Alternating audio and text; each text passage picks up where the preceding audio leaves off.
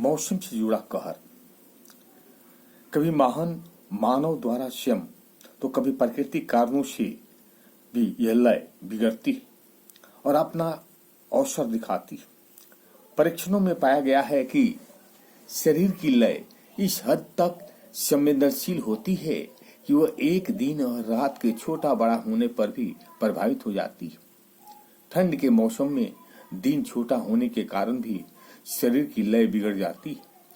इस तरह से पैदा गड़बड़ी की स्थिति को सीजनल इफेक्टिव डिसऑर्डर कहा जाता है।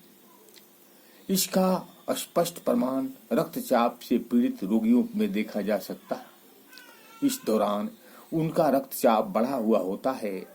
सिर्कैडियन रिदम यानी लय मानव शरीर के लिए एक महत्वपूर्ण क्रिया है। चिकित्सकों की राय में इसका न होना या बिगड़ना जाना रोग का पर्याप्त परीक्षण बताते हैं कि यह सारी प्रक्रिया मस्तिष्क द्वारा संचालित होती है। मानव मस्तिष्क स्वयं अपने आप में एक लय के लिए होता है।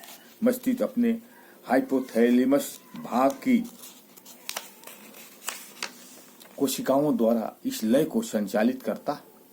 चिकित्सीय शोध बताते हैं कि मस्तिष्क ग्रंथियों से मेटाटोनिक नाम का रसायन निकलता है जो शरीर में लय को नियंत्रित करता है। असल में यह हार्मोन हाइपोथैलेमस की कोशिकाओं पर अपना गहरा प्रभाव डालता है। इस प्रकार यह सिर्कैडियन लय को नियंत्रित करने में सफल हो पाता है। पाया गया है कि यदि हाइपोथैलेमस में किसी को ट्यूमर हो जाए तो उनकी शरीर की लय डगमगा जाती है। गंभीर दशा में जब ट्यूमर को शल्य चिकित्सा के द्वारा निकाल दिया जाता है तो उस व्यक्ति की शारीरिक लय भी पूरी तरह से समाप्त हो जाती है। मानव में लय के प्रभाव को पता करने के लिए यूं तो कई प्रयोग हुए हैं, परंतु कृत्रिम प्रकाश से तैयार वातावरण का प्रयोग अब तक का प्रभावी और चिकित्सीय दृष्टि से महत्वपूर्ण माना गया।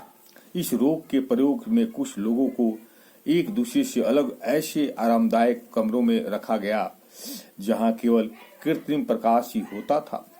इन कमरों में से घड़ी, रेडियो, टेलीविजन, टेलीफोन जैसे ये उपकरण हटा दिए जाए तो समय के बारे में जानकारी देते थे। इन लोगों को किसी प्रकार का बाहर का नजारा देखने को नहीं मिला। इस अवस्था में इन लोगों को एक माह तक रखा गया।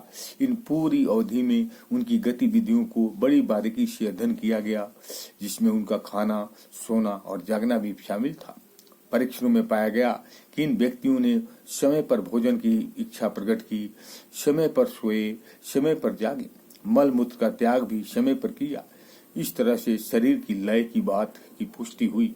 ये लय ही थी जो उन्हें समय का एहसास अपने अंदर से कराती थी और वह सही समय पर ही काम करते थे।